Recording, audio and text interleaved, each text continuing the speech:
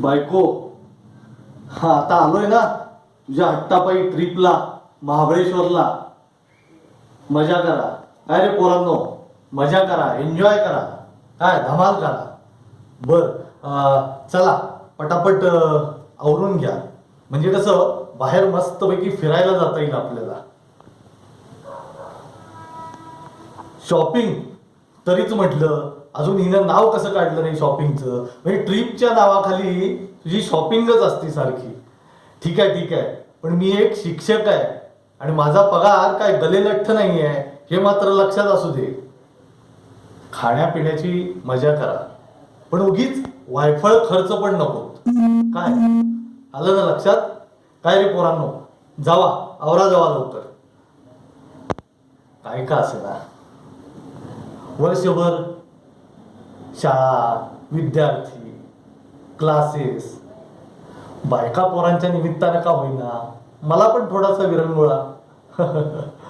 चला झालं, जाऊया का?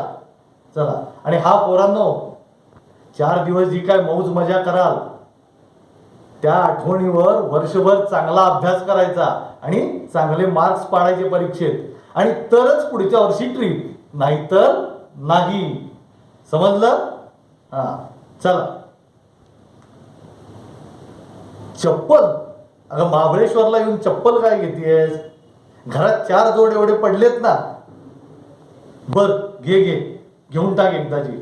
पण तुझ्या चपलाच्या नादात पिंकी आणि पिंट्याची त्यांची शॉपिंग राहायला नको, त्यांना पण थोडं घ्यायला नको का? चल चल. आता काय शोपीस? अगं आपलं घर एवढंच, भिंत चालू झाली की लगेच संपून जाते, त्यात शोपीस लावणार कुठं? तुझं पण कमालच आहे. बर, घे आवडला असेल तर.